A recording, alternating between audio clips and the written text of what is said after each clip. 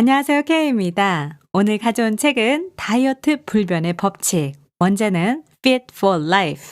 전 세계 1200만 부 돌파. 뉴욕타임즈 40주 연속 1위. 도대체 어떤 책이길래 이런지 자세히 한번 살펴볼게요.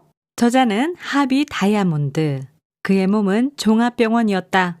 어릴 때부터 병을 달고 살았다. 베트남전에 공군으로 참전했다. 고엽제 후유증으로 죽음 직전까지 갔다. 그런 그가 자연위생학을 실천하여 음식으로 병을 고쳤다. 20대 178cm에 90kg이 넘던 그가 25kg을 감량했다. 그 이후로 그는 한 번도 살이 찐 적이 없고 병에 걸린 적이 없다. 이에 고무되어 건강 컨설턴트로 변신했다. 캘리포니아 의학원에서 영양학을 가르쳤다. 다이어트 불변의 법칙을 출간, 뉴욕타임즈 40주 연속 최장기 베스트셀러 1위, 전 세계 1200만 부 이상 판매되는 전무후무한 기록을 세웠다. 이후 레리킹 라이브, 오프라 윈프리 쇼, 굿모닝 아메리카 등 수많은 프로그램에 출연하여 전 세계인의 건강 컨설턴트로 활동하고 있다. 나는 뚱보였고 고엽제 환자였다. 나는 질병을 치료했고 누구보다 날씬하다. 내가 바로 내 이론의 살아있는 증거다. 궁금하시죠? 그럼 좀 더 자세히 살펴볼게요. 내가 먹는 음식이 나를 만든다는 격언이 있다.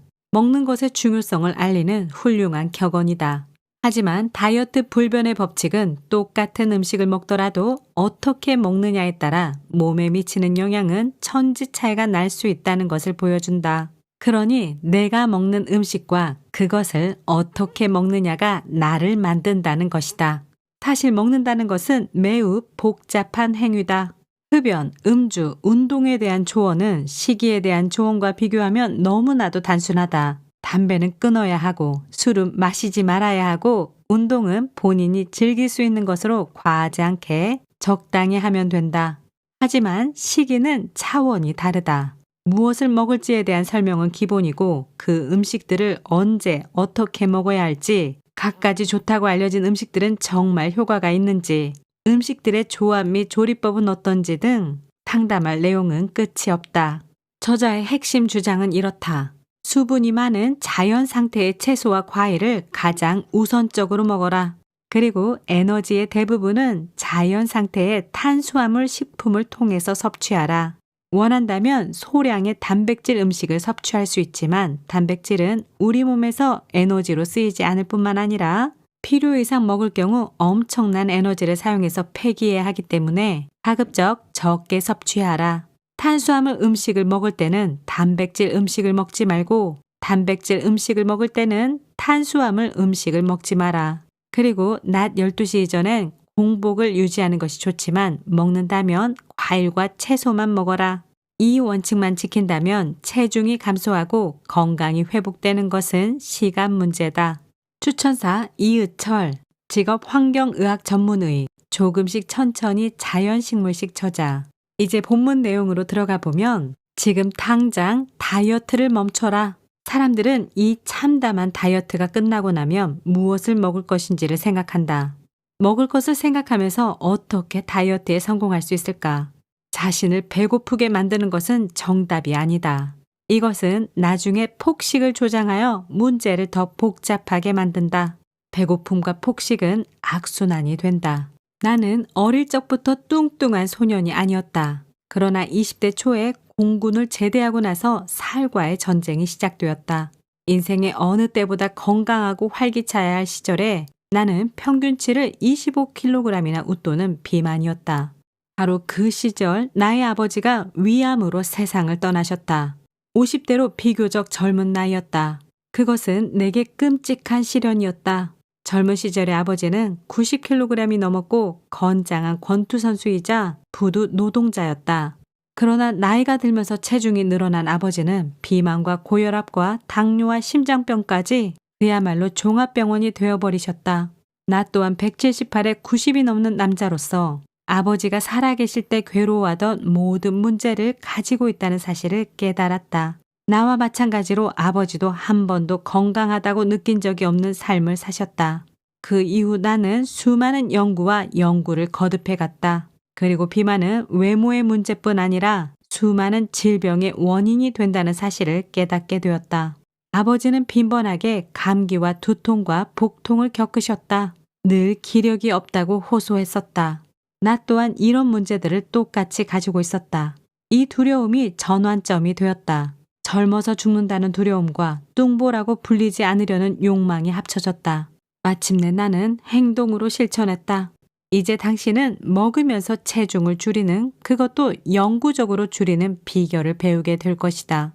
당신이 경험한 것 이상의 온갖 다이어트를 나도 섭렵했다.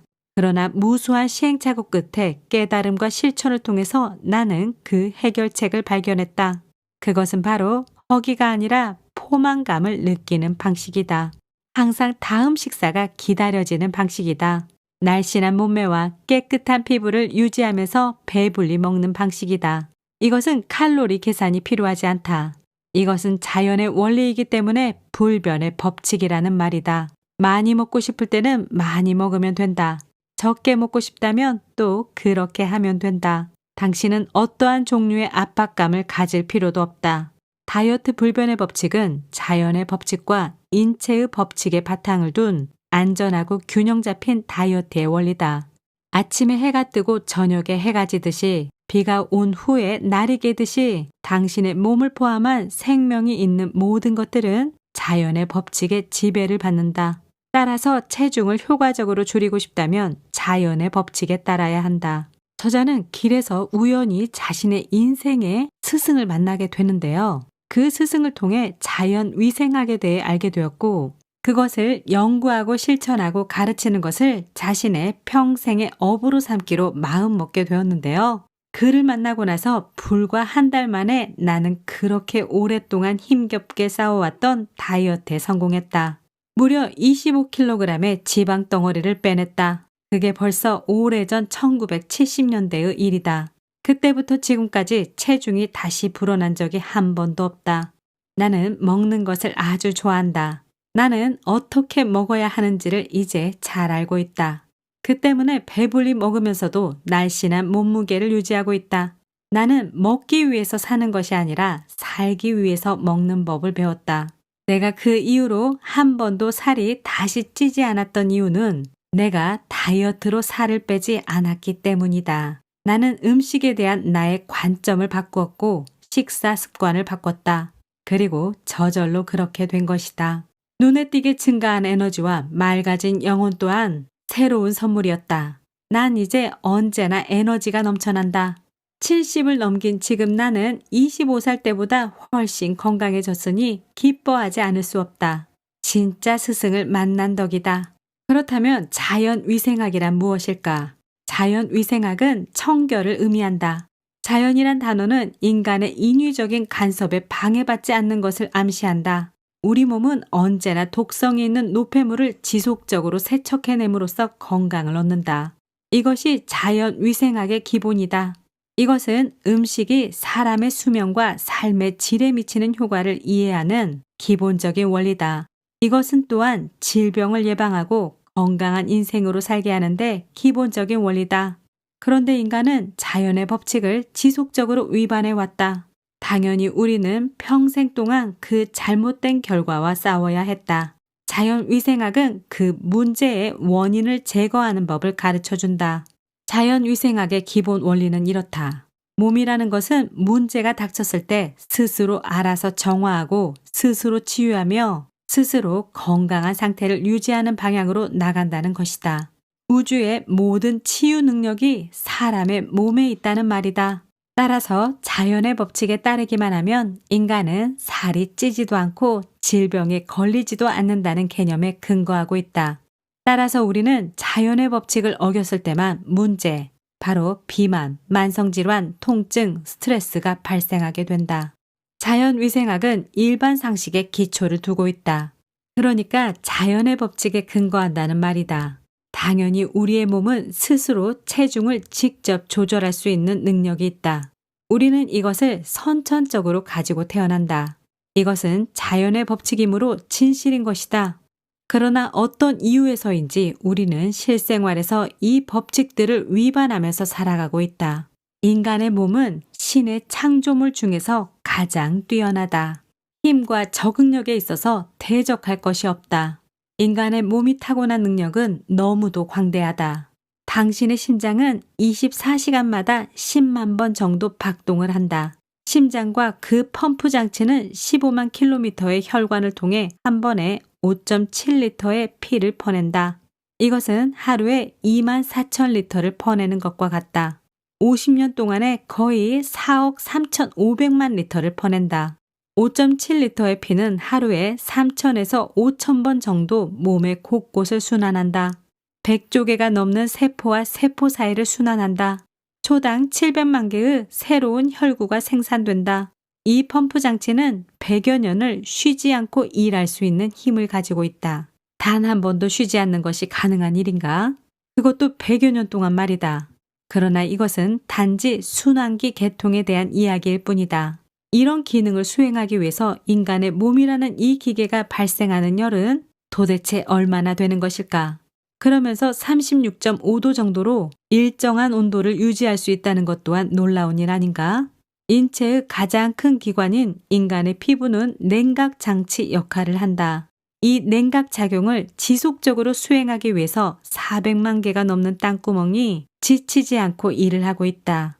우리 몸속의 내장기관은 우리가 먹는 음식을 피와 뼈와 세포로 변형시키는 놀라운 능력을 가지고 있다. 또한 항상 완벽하게 균형을 유지한다. 폐는 피에 필요한 산소를 끊임없이 공급해준다. 뼈를 비롯한 인간의 골격 체계는 몸이 똑바로 서고 걸을 수 있도록 지원한다. 우리 몸이 일상적으로 수행하는 활동의 세부 사항을 책으로 쓴다면 그 정보량이 백과사전보다 더 많을 것이다. 이 완벽함의 정점에 뇌가 있다. 뇌는 이 모든 기적적인 활동을 감독하고 스위스 시계보다 정확하게 모든 일을 통제한다. 컴퓨터보다 더 고도로 발달된 인간의 뇌는 250개가 넘는 세포들로 이루어져 있다. 각각의 세포를 살펴보면 더 깊은 인상을 받게 될 것이다. 한 개의 세포는 현미경 없이는 볼 수가 없다. 그러나 그 세포 안에서 벌어지고 있는 일들은 놀랍고도 놀랍다. 노벨상을 탄 과학자 100명이 모여 회의를 한다 하더라도 무엇이 그 개개의 세포를 움직이게 하는지 설명하지 못할 것이다. 그것들을 수천 개의 다른 기능으로 분류할 수는 있다. 그러나 그 기능 뒤에 있는 힘은 우리가 상상할 수도 없다. 달리 말해서 우리 몸의 내재한 지능은 우리가 짐작하는 것보다 훨씬 더 복잡하고 훨씬 더 완벽하다. 그리고 100조 개가 넘는 이 놀라운 세포들은 60년, 70년, 80년, 100년 이상을 티끌만큼의 오차도 없이 완벽하게 움직이고 있다는 것을 생각해야 한다. 이해를 돕고자 비유를 들도록 하겠다. 지구상에 75억의 인구가 거주하고 있다고 치자. 수백만의 사람들이 함께 모여서 국가를 이루고 살아가는 것도 매우 어려운 일이다. 하물며 75억 인구가 서로 협력한다는 것이 가능할까? 인간에게는 불가능할 것이다. 그래서 싸움이 있고 전쟁이 발생하는 것이다. 그러나 우리 몸 안에 있는 100조 개의 세포들은 매일 같은 일을 협력해서 수행하고 있다. 우리 몸은 하루 24시간 동안 1000조 개의 일을 수행한다. 100만도 아니고 10억도 아니고 1조도 아니다. 무려 1000조다. 그것들은 우연히 이루어지는 것이 아니다. 정밀하고 완벽하게 신진대사와 생존을 위한 정과정을 수행해낸다. 인간의 몸이 가진 엄청난 기능과 위대한 능력을 알게 된다면 우리는 자다가도 놀라 벌떡 일어서게 될 것이다. 그렇다면 생각해보자. 이렇게 정교한 인간의 몸에 체중 조절 장치가 없다는 것이 상식적으로 말이 되는가? 신이 인간에게 벌을 내리기 위해 그 장치를 일부러 빼냈을까? 그런 일은 절대로 있을 수 없다. 몸의 체중 조절 장치는 태어나면서부터 갖춰진 것이다. 날씬한 몸에는 인간의 타고난 권리다. 따라서 비만은 자연의 법칙에 위배된 결과물이다. 당연하지 않은가? 화분의 화초가 방의 어느 위치에 놓여 있더라도 햇빛을 따라 움직이듯이 우리의 몸도 항상성을 가지고 언제나 완벽하기 위해 노력한다. 마치 숨을 쉬고 눈을 깜빡이는 것처럼 우리의 몸은 건강을 위해 중단 없이 분투한다. 인간의 몸은 항상 우리 편이다. 비만과 질병은 적이 아니라는 말이다. 문제를 해결하는 비결은 그것을 방해하지 말고 도와주기만 하면 된다.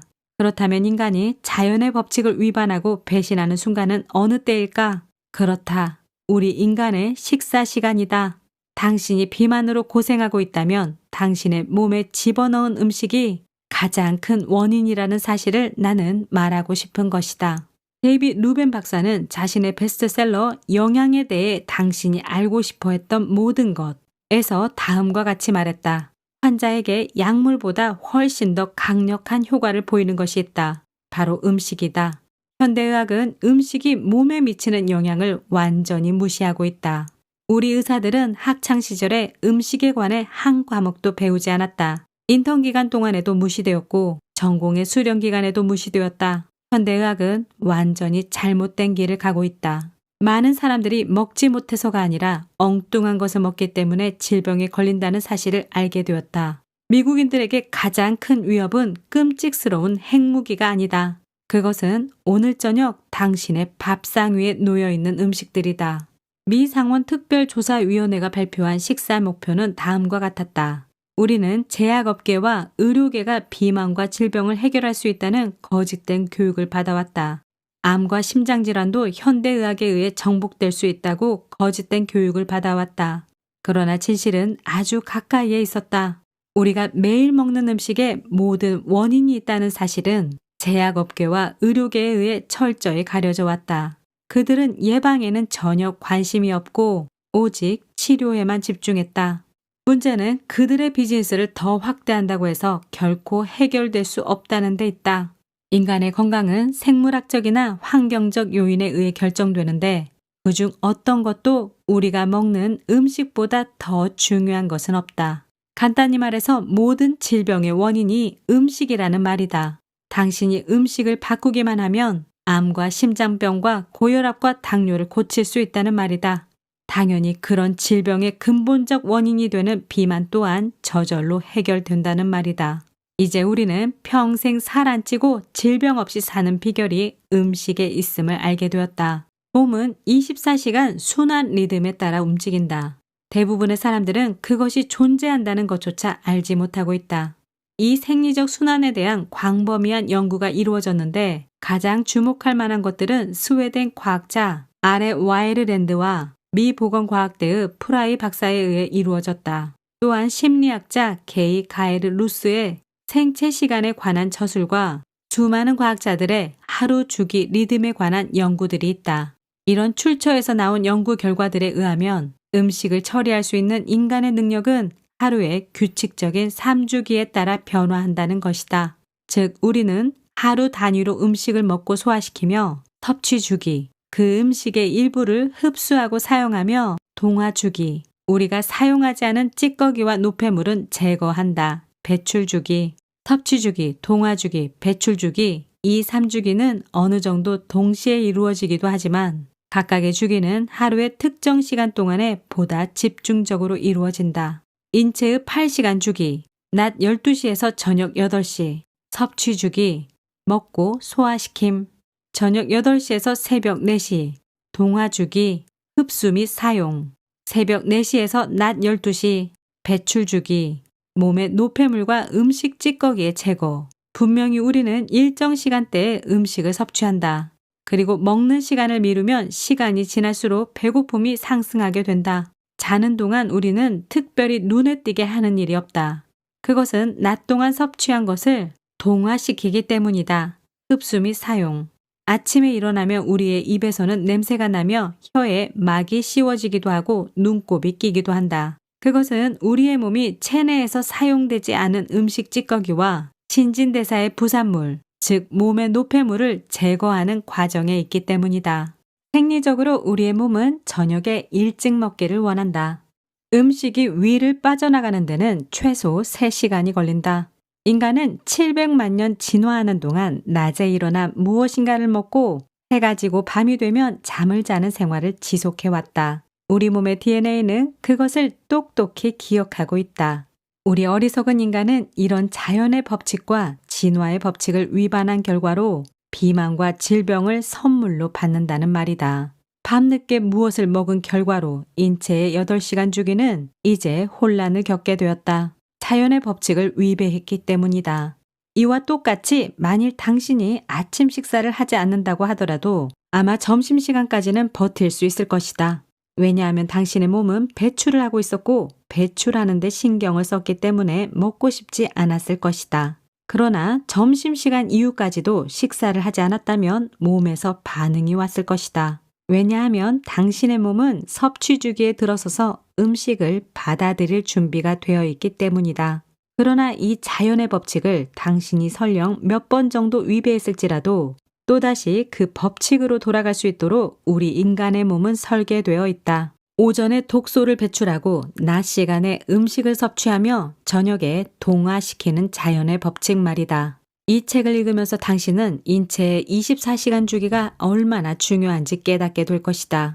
지금 툭 삐져나온 뱃살과의 전쟁을 치르고 있는 사람들이라면 배출 주기에 가장 신경을 써야 한다.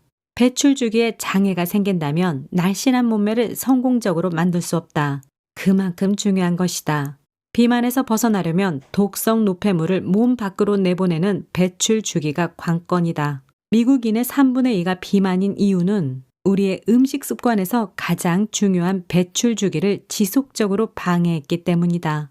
우리는 엄청나게 많은 양의 음식을 아주 빠른 속도로 섭취해왔고 그 음식으로부터 우리가 필요한 것을 이용해왔다. 그러나 우리는 배출해야 할 각종 독성 노폐물을 배출하지 못했다. 바로 이것이 핵심이다. 많은 현대인들은 든든한 아침 식사와 풍성한 점심 식사, 그리고 화려한 저녁 식사를 즐기며 산다. 독성 노폐물을 배출할 오전 시간에 미처 배출되지 못한 독성 노폐물 속으로 또다시 음식을 투하하는 잘못을 저지르고 있다는 말이다. 이것은 자연의 법칙을 위반하는 일이다. 당신이 비만에서 해방되고 그 상태를 지속 가능하게 유지시키려면 배출 주기에 독성 노폐물이 배출되게 하시라. 독성 노폐물을 제거하지 않고는 절대 날씬한 몸으로 돌아갈 수 없다.